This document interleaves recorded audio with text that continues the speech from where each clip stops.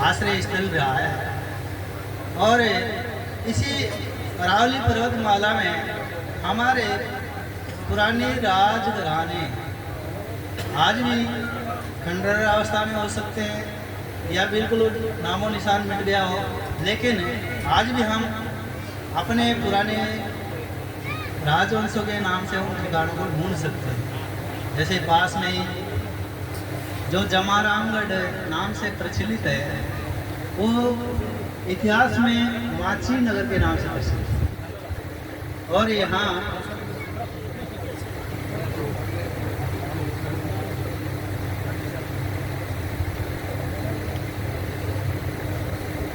मैं बहुत भूल रहा हूँ, सिरागोट के रावनाथू जो बहुत ही प्रतापी शासक रहे हैं, उनके बेटा जो मेधाजी थे वो भी बहुत ही अच्छे और दानी वीर पुरुष रहे हैं।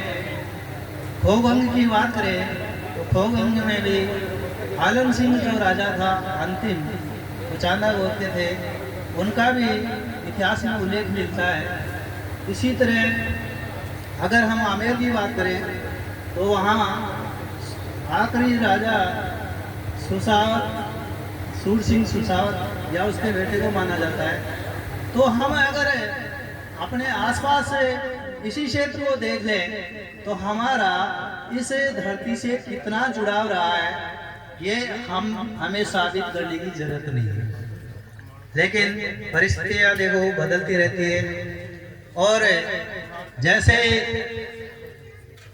बाहरी आक्रांताओं का आक्रमण हुआ, प्रभाव हुए, तो हम तीतर बीतर होते रहे, यानी हम हमारी मूल जगह से हट गए, हमारे अधिकार कम हो गए। जैसे अंग्रेजों की बात करें, अंग्रेजों ने हमारे समाज को एक तरह से बिल्कुल दबा दिया, कुचल दिया, दमन कर दिया। और यहाँ बुजुर्ग लोग बैठे हैं, उनको सब पता है जो आज़ादी से पहले की स्थिति क्या थी, उनको ज़्यादा अच्छा अनुभव है। लेकिन मुझे यही पता है कि हमें हमारे समाज पर एक तरह से काला कानून, जिसको जराइम पेशा कानून कहा गया, वो ऐसा कानून था कि हम कमाकर नहीं खा सकते।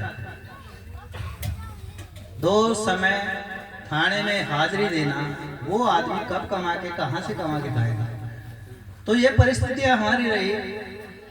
अब जो आज़ादी के बाद की बात करें तो हमारे समाज के सेनानियों ने बहुत संघर्ष किए, और इस संघर्ष में समाज सुधार का नाम भी ऊपर आता है।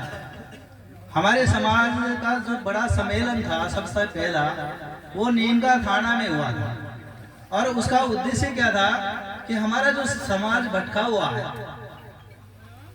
तो उस भटकाव को रोककर समाज को सही दिशा में लाना। और उस सम्मेलन की अध्यक्षता मुनि मगन सागर जी ने की थी, जो कि पहले गोठवाल गोद के मीणाई थे, लेकिन सामाजिक परिस्थितियों के कारण या यूं कहिए कि समाज की विपरीत परिस्थितियों को वो स्वीकार नहीं कर पाए, और उन्होंने जैन धर्म को स्वीकार किया। जैन धर्म में जाने के बाद भी उन्होंने हमारे समाज के, यानी मूल जो मीणा समाज से थे, उन्होंने अपने सुधार कार्यक्रम को जारी रखा। और उसी का आज हम देख रहे हैं कि चौकीदारी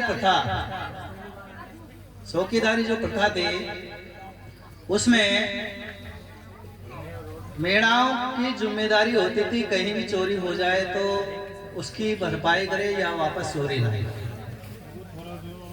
किसी भी घर में कोई भी सामान चोरी हो जाता है और वो नहीं पाया जाता है, तो मीणा जो वहाँ का चौकीदार है उसको जमा कराना पड़ेगा।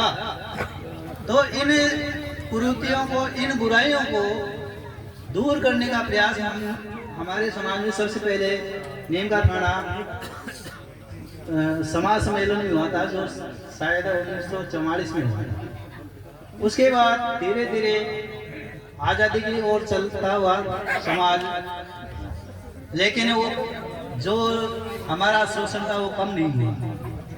आज़ादी के बाद भी हमारे समाज के प्रबुद्ध जन, स्वतंत्रता सेनानियों ने संघर्ष जारी रखा और उसका परिणाम हमें मिला 1956 में आरक्षण के अंदर। और आरक्षण से धीरे धीरे हमारी स्थितियों में सुधार हुआ और आज हम अधिकतर देखा जाए तो आज जो हमारी तस्वीर समाज की नजर आती है वो कहीं ना कहीं आरक्षण से फलीभूत है। तो मैं उन सभी स्वतंत्रता सेनानियों, उन पूर्वजों को